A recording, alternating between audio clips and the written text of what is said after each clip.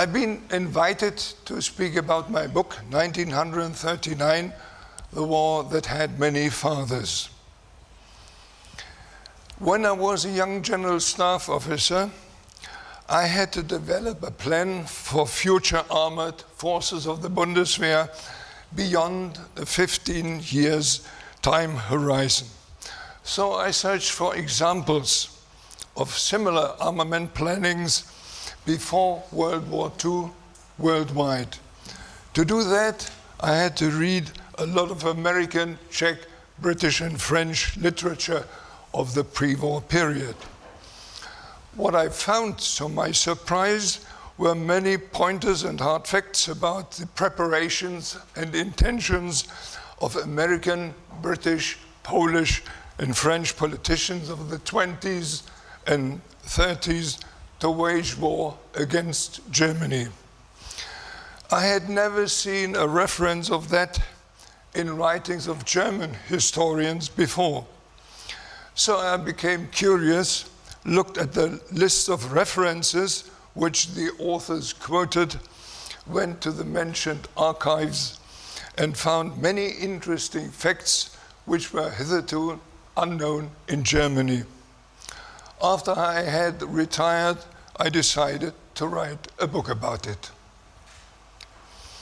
One can put blame on oneself by causing an injustice, by triggering an injustice, and by committing. It is remarkable that since the end of World War II, it has only ever been discussed and described who has triggered the war, namely Germany. But that is only one part of the war guilt of World War II.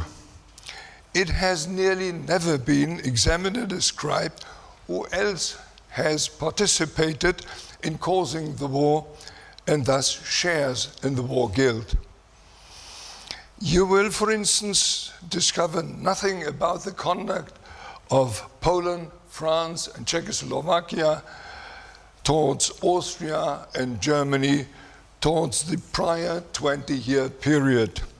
The current and accepted historiography begins only ever when Germany commences to react and to resist. The causes of World War II that had occurred within the 20 years before are not taught in high schools and universities, and thereby they are extinguished from the collective memory of the world, even as far as teachers and historians are concerned. Hence, only the partial guilt of triggering the war remains present in the collective memory. Thus, by consigning the other part of the guilt to obscurity, namely that of causing the war, our share in the war guilt becomes our sole responsibility for the origin of World War II. By the way, the same treatment applies to Japan regarding the war in the Pacific.